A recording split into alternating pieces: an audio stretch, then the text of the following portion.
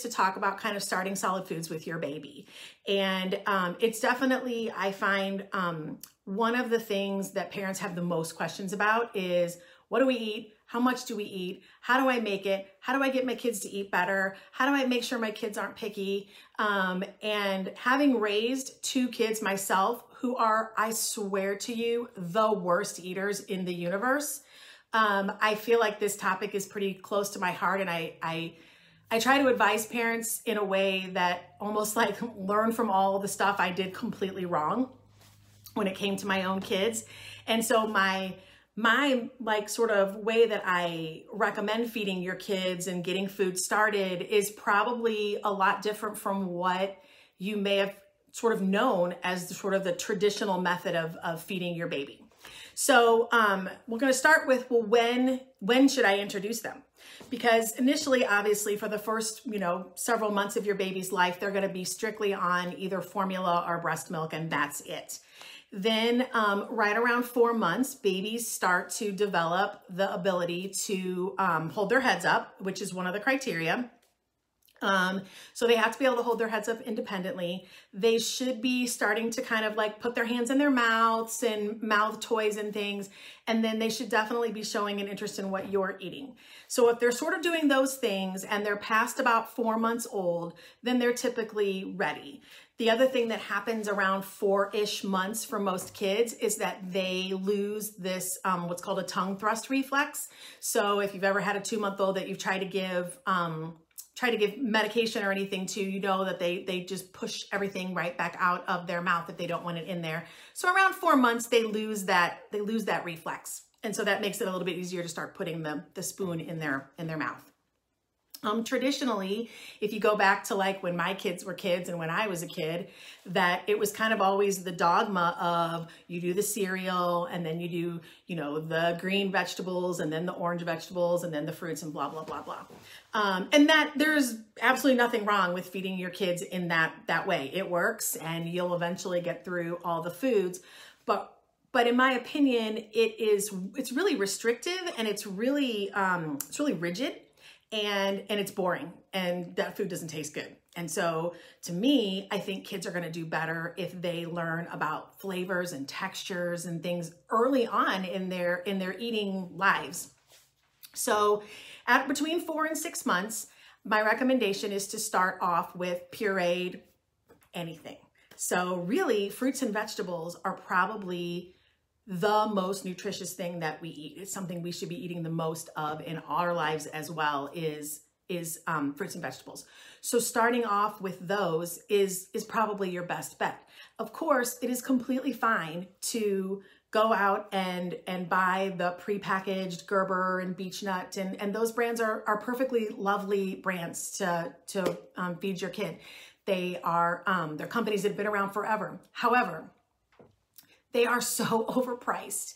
And when you think about how much you pay for like a little 2-ounce thing of green beans for like however much that costs, $1.50 or $2 or whatever, you can go to Aldi's and buy a can of green beans this big for 50 cents and feed your whole family. So rather than you handing all your money over to Gerber or Beechnut or whatever, I honestly would rather see you invest about $25 in a little 1 or 2 cup food processor. There are many of them. I actually have looked online. Ninja has them and they're about $25, but there's Baby Bullet and there's just generic no-name food processors. And those work great. And I recommend that you just get one and you keep it out on your kitchen counter. And whatever you're eating, that's what your baby is going to eat. And so you don't have to go and make something special for them. You don't have to go and stock up on 8,000 little tiny jars of bland, plain food. Instead, I recommend that whatever you're eating, you're going to throw into that little food processor and feed your baby. So for example, if tonight you know, you're making some chicken and some green beans and some rice, then you can throw the green beans and the chicken and in the rice if you want to, but you probably don't need it, into the food processor with a little water or a little chicken broth and buzz it up in there until it's pureed, and start that with your 4-month-old or your 5-month-old. At the beginning, it's really just going to be maybe like 1 or 2 tablespoons of something. But as they get bigger and their appetite gets bigger and they start to really enjoy the tastes and the textures, you can increase that to as much as you want. So between 4 and 6 months, it's going to be probably as much as, you know, 1 to 2 to 3, 4 ounces of some pureed food twice a day. Between 4 and 6 months, it really is just about play. It's learning, it's textures, it's taste, it's introduction of new things, but it isn't a major part of their nutrition. And that does not happen until after 6 months. So between 4 and 6 months, just to kind of summarize, they can eat anything, any fruit, any vegetable, any meat. They can have even fish, eggs, peanut butter, cheese, yogurt, pastas, everything. The only absolute no-no is honey. Honey has bacteria that they cannot handle quite yet, so they cannot have that. And of course, all the meat has to be fully cooked. So, but it can be flavored. So if your chicken has a little lemon pepper on it, or you put a little olive oil on your zucchini, your baby can eat that too. That's all food. And if you bake some oatmeal and you put a little cinnamon and some bananas in there, they can eat that too, because that's food. So I've never really understood why we feed our babies just bland, tasteless, nothing food, because I'm not going to eat plain boiled asparagus. It's disgusting. And I don't know why we make our babies eat it either. I'm not eating plain oatmeal. If it doesn't have like maple syrup and stuff in it, I'm not going to eat it. So why are we expecting that our babies are going to eat that too?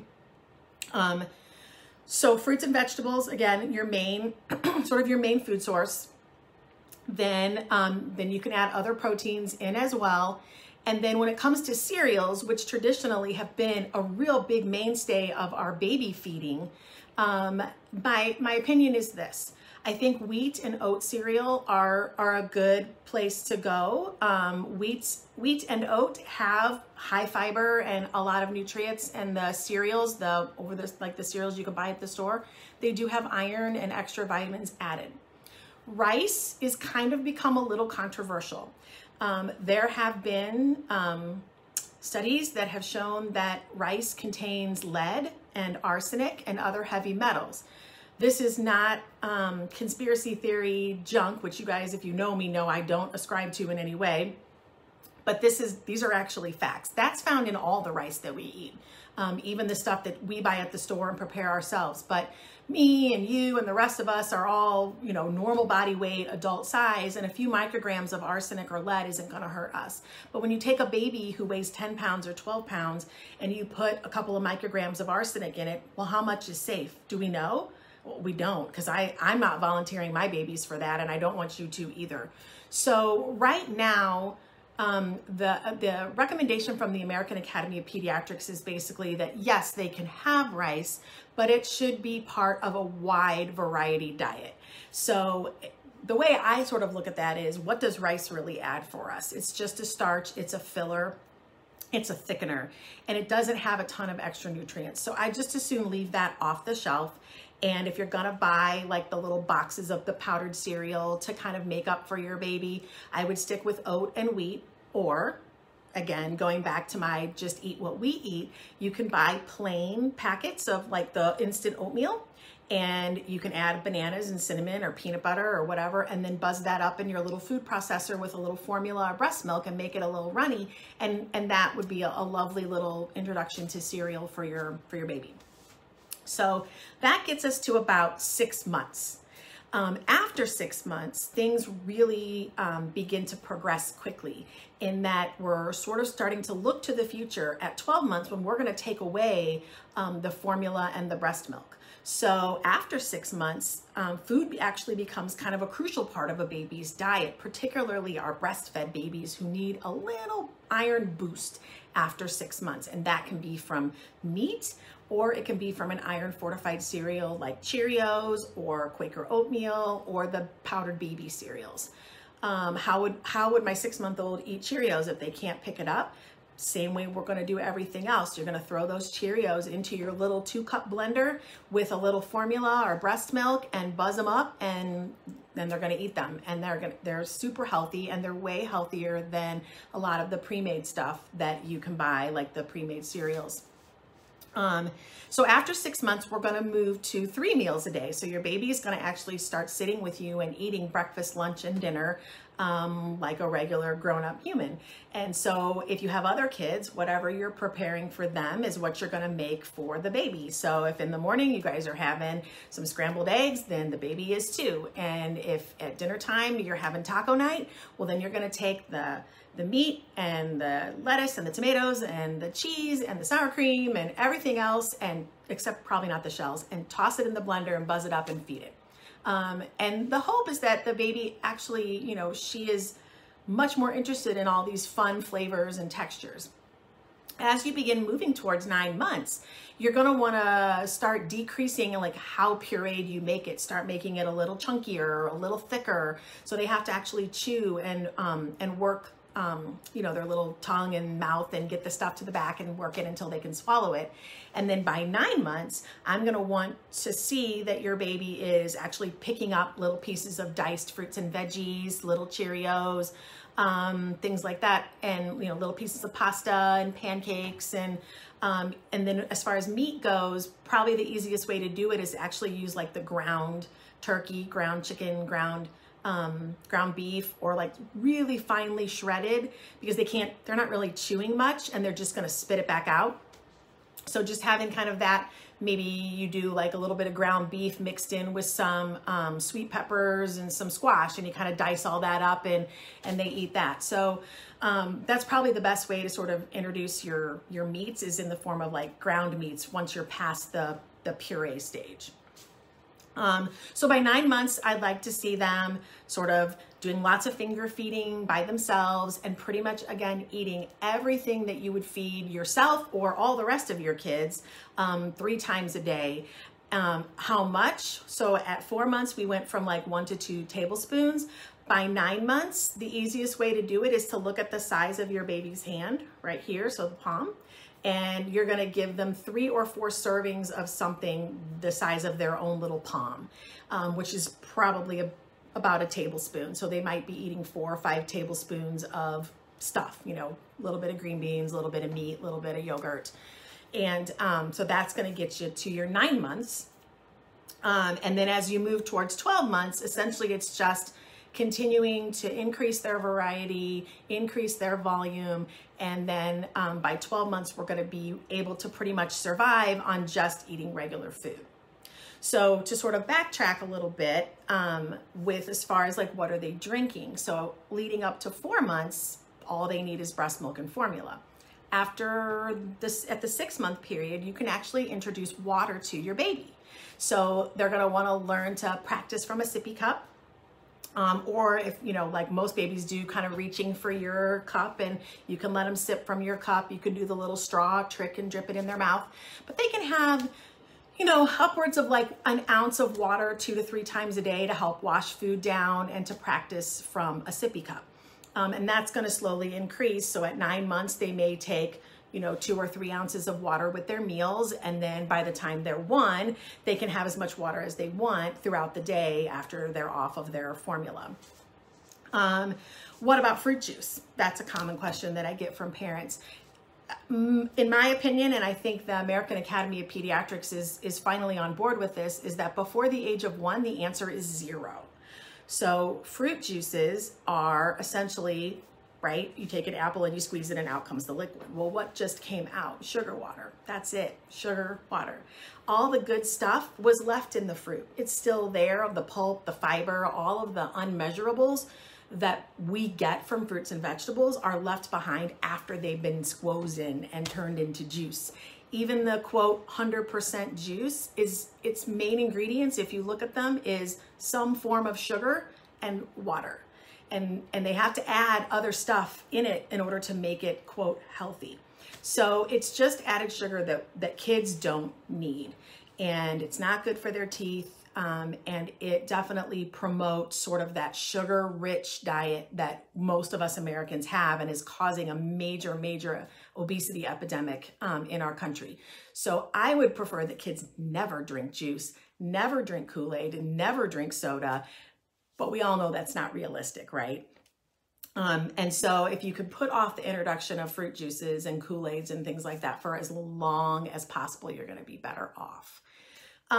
So what about allergy foods? Why are we now saying that kids can have peanut butter and eggs and all this stuff when my kids were little, you didn't give them eggs, you didn't give them peanut butter. I mean, my kids didn't get peanut butter till they were 3 years old because that was the recommendation then.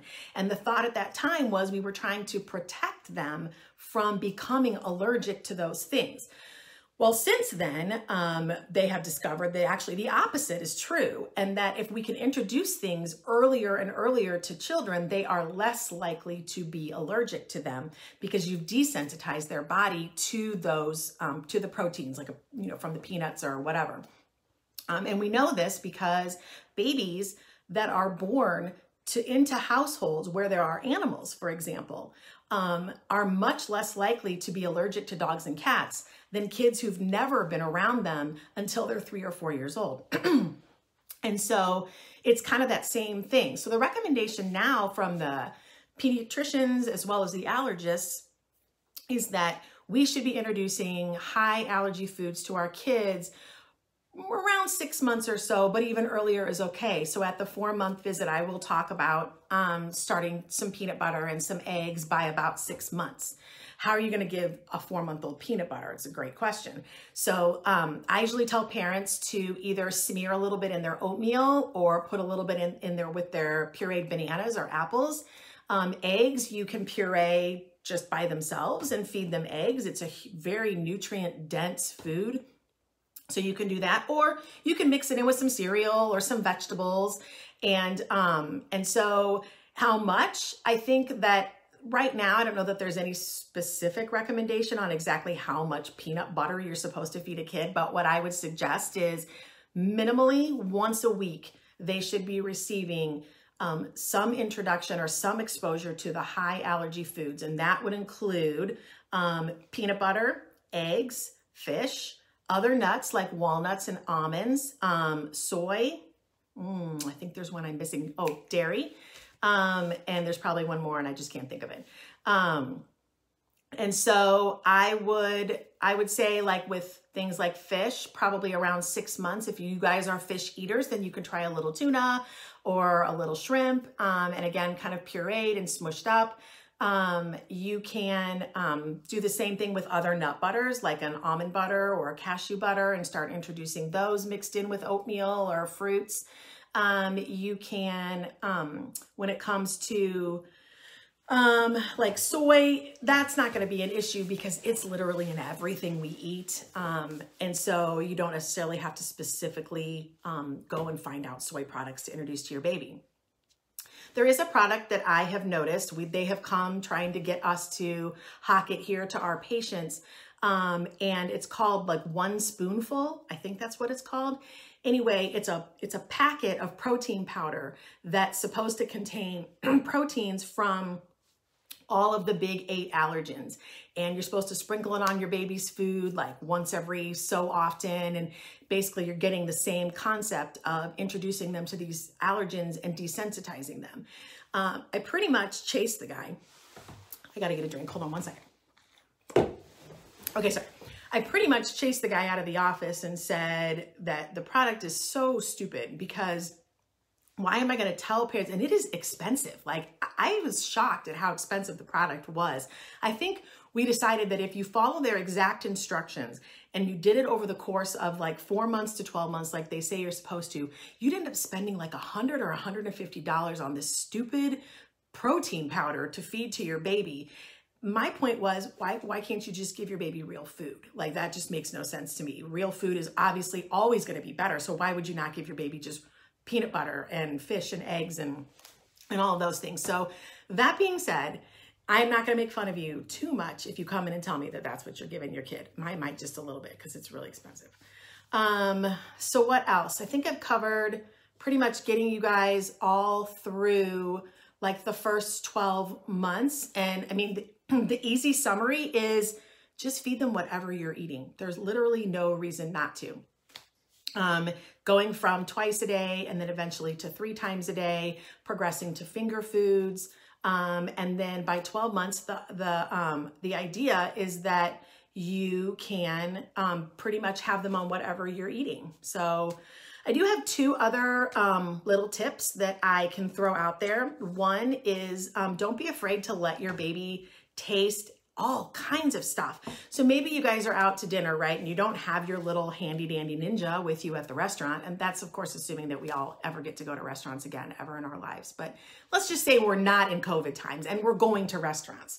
And so you can let your baby lick all kinds of stuff so that they can get the flavors and the tastes, and they make funny faces, and it's great for making videos. And the second thing is there's this product, and you know, I meant to look up the exact name before I came on today and I didn't, but it's by Munchkin, and they look like little baby rattles, and they have like silicone mesh on the other side, and you unscrew it and you can put like bananas or carrots or whatever, really anything you want in there, and screw it back on and give it to the baby. And they can then self-feed, and they will just kind of mush and self-puree that stuff coming out through the net. And it's a great way to get them to try things that maybe you've tried on the spoon and they've turned away or they've spit out, because generally when it's their idea, they're going to take it a lot better. So letting them be the ones to try to put it in their mouth, particularly if you have a baby who's real resistant to trying new textures, that's a great way to get them to introduce to new textures. Oh, yep, that's it. Thank you. Munchkin Fresh Food Feeder. That's what it's called. So I don't know who's doing that, because it says A to Z Pediatrics and I'm A to Z Pediatrics. So who's making those comments on there? That's what I want to know. Who is it? Is it Dawn or is it Lori? You have to let me know. And then my last little piece of information is that, and this is totally like a personal pet peeve of mine, and this is going to probably make all you moms just be like, oh my God, cringe, cringe. I hate puffs. I hate them. And here's why. If you look at the ingredients on puffs, they are like rice starch and like barely anything else in them whatsoever. There's no nutritive value to them at all. And they are so overpriced. I was looking the other day before I was doing this talk. Oh, thank you, Dr. Everhart. I appreciate that. Anyway, I was at the store and I was like pricing out baby food before I was doing this talk. It was like $4 for one of those things. And you know, you can go buy like an entire bag of knockoff brand Cheerios from Aldi's for like $2. And they have the same concept of like the little finger food that dissolves in your mouth. And they have tons of nutrients. They have fiber, they have iron, and they're not made from rice starch, which, as we've already talked about, rice starch is, you know, it is contaminated, and we don't know how much rice starch is okay to give to our babies right now. The jury is out, and the American Academy of Pediatrics has not said officially how much rice is too much, how much rice is okay. So that's my pet peeve about puffs. So how long? Oh, I talked for a long time. So I'm gonna let you guys, if you have questions, throw them up there, and I will try my best to answer them while I take another drink. Okay, so if you guys have any questions about feeding, about food, about breastfeeding, about formula, about anything, feel free to toss them up on the screen and I will answer them. If you don't have any, then that's pretty much all I have to say, and we'll probably stop in about 5 minutes. But I would love suggestions on kind of where you would like to see this go. If you guys thought this was a good thing, do you think it's useful? Do I sound like an idiot? Whatever. If you have topics and things, I would love to hear them. Some things that I've sort of thrown around. Of course, I'm probably, there's a question. Weaning a 17-month-old. I'm assuming that you mean from breastfeeding. And so if you're talking about weaning from breastfeeding, and then I'm just going to make some assumptions. And that is that if you're still like nursing multiple times a day, one of the things that might be happening is that your 17-month-old is full from the breast milk and they're not as motivated to eat. So they definitely need a little, sometimes might have to get a little hungry, a little uncomfortable. And that's hard for us as mommies, I think, to see our kids get uncomfortable. And so what I would do is, leave that morning breastfeeding, leave that night breastfeeding, just leave that for a little while. In the daytime, then there's going to be no breastfeeding, and you're going to make sure that you're offering something to eat and drink about every 2 to 3 hours, sitting at the table or on the floor, and so that they're getting high protein, high calorie foods that are nutrient dense: cheese, yogurt, peanut butter, meat, bananas, things like that, so that they're not hungry. So hunger isn't what is driving your toddler to the breast. And also that it's not thirst that's driving your toddler to the breast. So lots of fluids, frequent snacking, and firm no. And so you might have to do things like get some new games, go to some new places so you can be distracted, take her out. Luckily it's been nice. You can go outside and play, and just redirect her anytime she tries to pull on your shirt or try to get under your shirt to nurse. You just tell her no, and then redirect and distract and offer her something to eat. And hopefully that will help. And then once you've gotten the daytime under control, then you can do the same thing with the night. And then right before bed, just make sure she's getting a nice healthy snack, about a half an hour before bed. So I'm gonna have to scroll down and look at these questions, which I hope I can still see. Let's see. Okay. So if you have a kid who barely wants to eat, well, my first question, of course, would be, have they come to see us and are they gaining weight okay? If they are gaining weight okay, then I don't really care how much they eat. They will eat what they need to eat. Kids are great at self-regulating how much food they need to survive, unlike the rest of us who tend to, I don't know about you, but I'm on a total seafood diet. I see food, I eat it. That's a good joke. You're welcome, Lori. But kids don't do that. Kids, naturally, if they're full, they push it away. They toss it off their table. If they're hungry, they eat. So the first question I would ask is, are you sure that they're hungry? If you're offering 3 nice meals a day and 3 snacks every day, then you are, and they're gaining weight well, then I don't think you have a problem. But some pitfalls in the toddler range, and I didn't really go into toddlers, and maybe I feel like toddler eating might be a whole nother talk, but I will give you some tips on what can happen, some pitfalls with toddlers. One, filling up on milk. They should not be drinking more than about 20 ounces of milk every day. That's either whole or 2%. Milk, really, honest to God, it is not a necessary food in our diet. We think it is because the government's been paid by the Dairy Council to make us think that we need all this milk, and we don't need all this milk. We need water, and we need to eat dairy and drink a little milk to get some calcium and vitamin D, but we do not need to be pounding, bottles after bottles of milk into our babies after they turn 1. So number 1, make sure your baby isn't filling up on milk and juice. They should be getting nothing but water all day long, and then maybe 4 ounces of milk with their meals to total about 12 ounces a day. A little bit more is okay. Maybe you do 6 ounces, 4 to 6. Let's go with that. So that's the first problem. The second issue is grazing.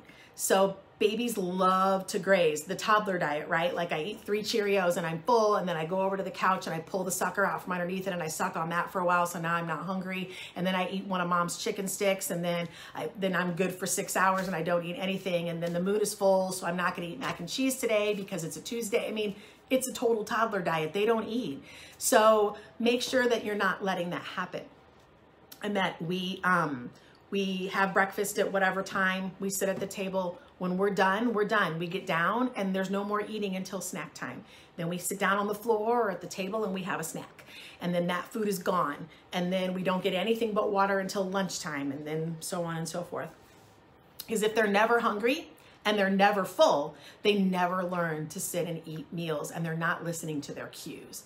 So I'm hoping that that helped, Colleen, kind of answer your question. I would certainly say that, like, if you haven't come in and seen us and it's been a while, that you might want to give us a buzz and have us check her weight or his weight. Scrolling down. Okay, that's sleep stuff. And I promise, Jennifer, I am going to do a whole talk on sleep at some point. Meat, I'm going to talk about that, Rachel. Hold on one second. And I'm definitely going to do a whole one on constipation for sure. And so with the meat, I think so early on, like I kind of talked about, is like, make sure you introduce meat early so they get used to it. At first, very pureed, and then gradually increasing the texture so that by about 9 months, they're tolerating ground meats, like ground, like hamburger meat, but crumbled, like taco meat. And then by toddler time, then if all they'll do is ground meat, I don't care. That's completely fine. But hopefully starting to take some little tiny diced pieces of meat, shredded meat. They don't need a lot. If they don't eat meat every day, it's okay. I think if you can get meat in your kid a couple times a week, you're probably doing better than I ever did with mine. And believe me, they don't need a ton. And then if you're getting into the more like 3 and 4 year olds who won't eat meat, most of the time, it's a behavioral thing, especially if they've already been eating meat and now all of a sudden at age 3 or 4, they've decided they're not going to eat meat anymore. The answer, well, I think honestly, probably the best way to answer that question too is, now that I'm thinking about it, is to kind of talk a little bit about how we handle picky eaters, which is something I've learned a lot about in the last 20 years. Because my kids are, like I said at the beginning of this, literally the worst eaters in the entire universe. I hope neither of them are watching. I love you both more than anything in this whole wide world, but you both are terrible eaters. They're doing a lot better, but they're adults, so they should be. I think we give kids way too much attention for not eating. I mean, how many times, I did, have you sat at the table and said, 5 more bites, you can't get down until you finish your vegetables, you play the airplane game, you play the hiding game, oh, mommy's gonna take bites, we give them so much attention for not eating. And so toddlers love attention, preschoolers love attention. And so we're giving them attention for a behavior that we don't like and we shouldn't be. And I think we should, from the very beginning, when they're babies, is don't give them any attention when they don't eat. And when they do eat, that's when you reinforce with, oh my goodness, I just love that big bite you just took. Man, you're growing big and strong. I think you might be growing while you're sitting here. That kind of reinforcement to them. And then when they don't eat, you ignore them. I don't like this. Oh, I'm sorry. I don't want this tonight. Oh, I'm sorry. And so your answer is calm, consistent. And if you're lucky enough to have a significant other sitting at the table with you, then you might turn to them and say, oh, that's too bad, isn't it? So anyway, how was your day today? Because they really don't like it when you don't talk to them. So I think, starting with that at an early age is a great way to promote not being picky later. So don't make too big of a deal out of it. If they won't eat meat or they won't eat green beans, don't make a big deal out of it. Someday they might, someday they might not. But as long as over the course of a week, your toddler / preschooler is getting something from every food group. And by food group, I mean fruits and vegetables, dairy, protein. Notice I did not say carbohydrates because I don't think that's a food group. And so fruits and veggies, dairy, and protein. Protein being meat, nuts, fish, eggs, that kind of stuff. So I hope that kind of answered your question, Rachel. Let me see. I'm scrolling down, scrolling. When should we start transitioning from formula to milk, water, juice? That is a great question, Julianne. I did not even cover that. So babies have to have an iron-rich formula / breast milk until 12 months. So at 6 months, you can introduce a sippy cup with water, and we talked a little bit about that. My answer on juice is never, and I did cover that too. So once this is done, you can rewind and go back and listen to the part where I talked about how much I hate fruit juice. But then as far as introducing milk, it's going to be after they turn 12 months. And the reason is that up until 12 months, they cannot store iron. So they need to have a daily intake of iron, and they're not going to eat enough iron-rich foods to do so. So it has to come in the form of iron-rich formula or breast milk. After they turn 1, like us, I could eat meat on Monday and not eat any more iron for a week, and my body's going to store it and pull it out of my bone marrow and use it when I need it. But babies can't do that.